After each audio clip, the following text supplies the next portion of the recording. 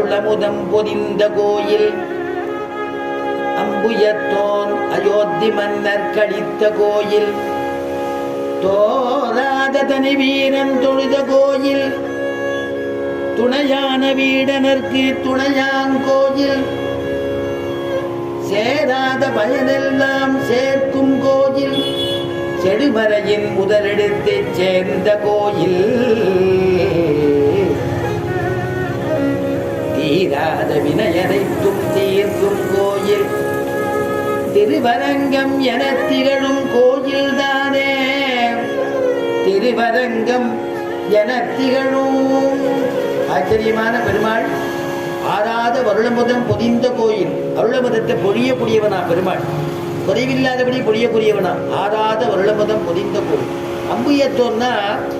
அம்புயத்தோன் அயோத்தி மன்னருக்குன்னா சதுர்முகன் நான்முகன் அந்த நான்முகன் தாபன மேலே தானே உட்கார்ந்துருப்பார் அந்த நான்முகன் வந்து இக்ஷ்வாகு அப்படிங்கிறதான பரம்பரையில் வந்த இக்ஷ்வாகுக்கு கொடுத்த பெருமாளம் அம்புயத்தோன் அயோத்தி மன்னருக்கு அளித்த கோயில் அந்த குலத்துல தோற்கடிக்க முடியாத ஒரு வீரன் அவதாரம் பண்ணினா அவன் தான் சக்கரவர்த்தி திருமகன் தோராத தனி வீரன் தொழுத கோயில் துணையான வீடனருக்கு துணையாங்கோயில் விபீஷணனுக்கு துணையா பெருமாள் காப்பா இருந்தார் இல்லையா துணையாங்கோயில் சேராத பயனெல்லாம் சேர்க்கும் கோயில் எது கேட்டாலும் என்ன பயன் வேணாலும் பெருமாள் வாரி வழங்கக்கூடிய பெருமாள் சேராத பயனெல்லாம் சேர்க்கும் கோயில் செடுமறையின் முதல் எழுத்து சேர்ந்த கோயில் மறையினா வேதம் வேதம் மறைச்சு கொடுக்கறதுனாலேயே விஷயங்களை மறைச்சு கொடுக்கறதுனாலேயே மறைன்னு பேர் செடுமறை அந்த செழுமையான மறை செடுமறையின் முதல் எழுத்து அப்படின்னா பிரணவம்னு அர்த்தம் அதனால இந்த பிரணவத்தை அப்படி மறைச்சு கொடுக்கிறார் இங்க ஏன்னா மணவாள மாமுனிகள் சொல்றச்சே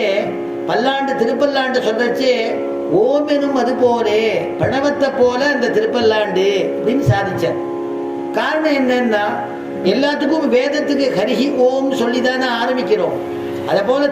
4000 சேவிக்கணும்னா கூட திருப்பல்லாண்டு சேவிச்சுதானே தொடக்கம் பண்றோம் அதே மாதிரி முடியச்சையும் திருப்பல்லாண்டு சொல்லிதானே சாத்து முறையில் முடிக்கிறோம் அதனால ஓமெனும் அது போலே சுருக்காய் எல்லாத்துக்கும் சுருக்காக அமைஞ்சது திருப்பல்லாண்டுன்னு பாடினர் மணவாள மாமுனிகள் அதே மாதிரி இங்க செடுமறையின் முதலெடுத்து சேர்ந்த கோயில் தீராத வினையனைத்தும் தீர்க்கும் கோயில் திருவரங்கம் என திகழும் கோயில் தானே அப்படிப்பட்டதான எல்லா வினைகளும் பாப வினைகள்லாம் பொசுக்கக்கூடிய பெருமாள் தீராத வினையனைத்தும் தீர்க்கும் கோயில் திருவரங்கம் அப்படின்னு சொல்லிட்டா போதுமே திருவரங்கம் முன்னாடிலாம் எங்க அடியன் குருநாதர் சொல்லுவார் மணச்சநல்லூர்லேருந்து அரிசி கொண்டு வந்து விற்பாளாம் ஸ்ரீரங்கத்தில் மணச்சநல்லூர் அரிசி அப்படின்னு சொல்ல மாட்டாளாம் அரிசி ஸ்ரீரங்கம் அரிசி அப்படின்னு சொல்லுவாளாம் ஸ்ரீரங்கம் அரிசினா எல்லாரும் வாங்கிப்பாளாம் விசேஷமா இருக்குமா ஆனா பெருமாள் நினைச்சாரா இன்னைக்கு ஏகாதசி இவன் ஸ்ரீரங்கம் அரிசின்னு சொல்றான் என்னுடைய நாமாவை சொன்னான்னு பெருமாள் நினைச்சுக்கிறாராம் கதஞ்சிது உபகாரேன கிருதேன ஏகேன துஷ்யதி நஸ்மரதி அபகாராணாம் சதமபி ஆத்மவர்த்தயா கதஞ்சிது உபகாரேன ராமாயணத்தினுடைய ஸ்லோகம் இது கதஞ்சிது உபகாரேன பெருமாளுக்கு இஷ்டமில்லாம ஒரு காரியம் பண்ணா கூட பெருமாள் ஏற்றுப்பானோ எனக்குன்னு பண்ணினான்னு நினைச்சுப்பாரு அப்படிப்பட்டதான காஞ்சிபுரத்தில் சொல்லும் பொழுது காஞ்சிபுரம்ங்கிற திவ்ய தேசம் இருக்கு அங்க ஒரு வைதிக பிராமணோத்தமர் தினப்படி அவருக்கு பால் கறந்து காபி பெருமாளுக்கு அபிஷேகம் பண்ணிட்டு காபி சாப்பிட்ற வழக்கமா அன்னைக்குன்னு பார்த்து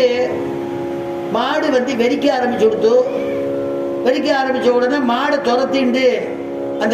அந்த பெரியவர் போய் மாட்டை பிடிக்கணும்னு துரத்தின்னு ஓடினா அது அக்ரஹாரம் பூர்த்தியா பிரதட்சணமா வந்துடுத்து மடவளாகம் பூர்த்தியா பிரதட்சணம் பண்ணிவிடுத்து மாட்டை கொண்டு ஒரு தடவையா கொட்டில கட்டார் இனிமே நீ பாலை கறக்கலாம் கறந்து எடுத்துன்னு வாழ்ந்தாரோ பெருமாள் நினைச்சார்